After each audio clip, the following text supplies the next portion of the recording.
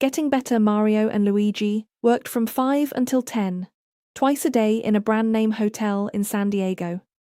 First, they worked from 5 a.m. until 10 a.m., making breakfast, and then they worked secretly from 5 p.m. until 10 p.m., making takeout for guests in the hotel and others. I need to explain. Mario and Luigi were hired by the hotel to make breakfast for the guests in the hotel restaurant. More than just a continental buffet you see in those chains, but less than a full-service restaurant you see in the finer hotels. No, the hotel only served breakfast from 6 a.m. to 9 a.m. After breakfast, a maid came in to clean the kitchen for the next day, but Mario and Luigi, like so many hardworking people, had to work second jobs to provide for their family. At first, they tried ride-sharing, but the competition from Uber and Lyft made this time not worthwhile. They tried working in other restaurants, but the pay wasn't enough and the hours weren't steady. They asked the hotel manager if she could keep the restaurant open for lunch, but they were denied. Something about insurance costs, regulations, and local tax issues. One day Mario and Luigi were having lunch together. "Luigi, I can't make ends meet. My wife is expecting another baby and will have to leave her job." "Same here, Mario. My wife's company is moving out of town and they are letting her go. What are we going to do? You know, the kitchen is just sitting there most of the day and night." "Yes, it is." "What if we were to cook takeout for the guests at night and deliver to their rooms?" "I don't think the manager would let us." "Well, we wouldn't tell her." "Mario, the guests would let that out. We would be fired." "No, Luigi. I mean, it wouldn't be for service in the hotel. We could put flyers in the rooms, as if we were a local pizza place and offer delivery.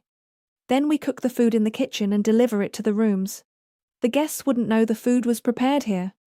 We could finish at 10 p.m., clean up and still have time to sleep before coming back to start breakfast." "Mario, you're a genius. Let's try it." So, Mario and Luigi created flyers for pizza and pasta dishes and slipped them under the guest doors in the afternoon. The phone numbers were their cell phones, and they didn't put an address for the restaurant on the flyer. They called their business Buon Cibo, which means good food.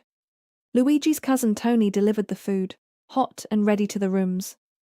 Guests didn't always want to go out for dinner after a long day sightseeing and walking the wonderful beaches. The first week was slow, as expected. Only 9 orders in a hotel with 100 rooms. But the second week it jumped to 24 orders, then 51, and an all-time high of 72 one stormy night. Bad weather is a key factor in all takeout businesses. Then they started to get requests. Making pizza and pasta was manageable, but people started asking for salads, drinks, and even Mexican food too. Oy vey, Luigi, I didn't think this would happen. Good grief indeed, Mario.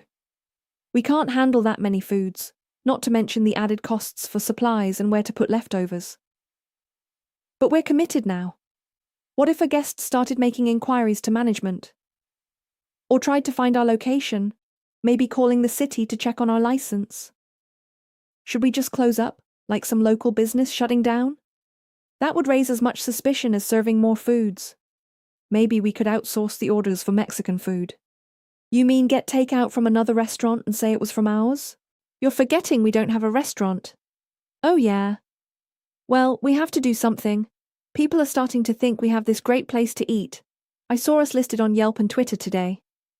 All right, we'll put a few Mexican items on the menu and see how it goes. We won't make any profit, but at least our customers will be happy. The next day, the Buon Cibo flyers included tacos and burritos, just 3 of each. Mario and Luigi had no idea what they were in for.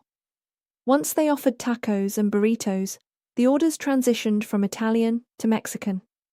Within 2 weeks, 75% of the orders were for Mexican and only 25% for pizza and pasta. Their end-of-week profits were down 200% because they couldn't resell the Mexican food for more than they bought it for. Maybe we need to drop the Mexican food, Luigi. And working 2 jobs, 7 days a week is getting to be too much, Mario. The next day after breakfast, the manager called Mario and Luigi into her office. Boys, you do a great job at breakfast, but I'm hearing about guests ordering delivery from a restaurant called Buon Cibo. Know anything about them? No, Mom. Where are they located? Luigi cringed when he heard Mario. Don't know. But I was thinking, why should we provide customers for some local takeout place when we can control the profits from our guests? Why indeed? So, I would like you to consider coming back into the hotel in the late afternoon and preparing some dinner foods. I could cover the cost of supplies and pay you double what you are making now for breakfast. Mario and Luigi nodded to each other. That sounds great. We could do that. Then it's a deal. Give me a list of supplies and you can start next week. I'll promote it with the front desk and make some flyers to put in the guest rooms. Thank you, Mom. We won't let you down. I know you won't, boys. And by the way, let's make this a Mexican menu. You know, tacos, burritos, maybe some tostadas. Don't you think the guests would like Italian pizza and pasta? I don't think we could compete with Buon Cibo. Have you seen their reviews on Yelp and Twitter? No, ma'am.